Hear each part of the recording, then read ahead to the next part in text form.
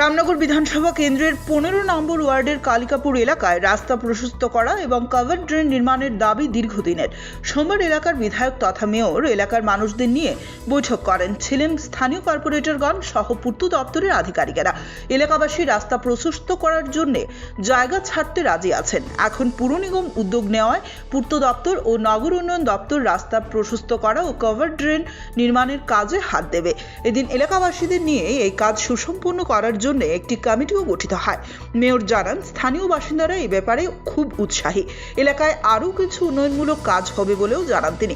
এদিন মেয়রের সঙ্গে 14, 15, 35 ও 36 নম্বর ওয়ার্ডের কর্পোরেটররাও উপস্থিত ছিলেন।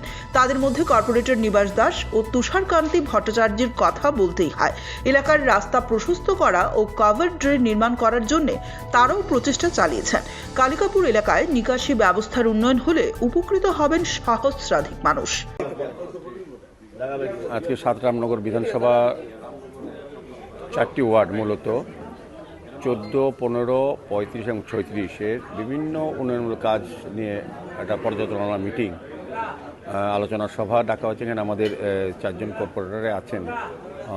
14 নম্বরে যিনি স্নিগ্ধা দাসদেব মহোদয় আছেন, 15 নম্বরের কর্পোরেটর নিবাস দাস মহোদয় আছেন, 35 নম্বরের corporator MSc member Tusharkanti Bhattacharya আছেন এবং 36 নম্বরের কর্পোরেটর নিতু দে গুহ মহোদয় আছেন এবং আমাদের পূর্ত দপ্তরের সুপারিনটেন্ডেন্ট ইঞ্জিনিয়ার রতন চৌধুরী, আমাদের এগ্রিমেন্ট সঞ্জয় সরকার এবং অন্যান্য আধিকারিকরা, পৌর নিগমের আধিকারিকরা, বিশেষ করে পূর্ত দপ্তরের superintendent engineer, agreement engineer, SP engineer সহ পুরো টিম নিয়ে এবং এলাকার বিশেষ করে আজকে এখানে বসার উদ্দেশ্য হচ্ছে এই আশ্রমে এই কালিকাপুর যে রাস্তাটা, যেটা এখান থেকে শুরু হয়েছে একদম ওই আখড়া রোডের কোনার থেকে এই রাস্তাটা নদী অবধি, রাস্তাটা প্রশস্ত করার একটা এই এলাকার লোকের দীর্ঘদিনের একটা দাবি ছিল বা সমস্যা, এবং কভার ড্রেন করা।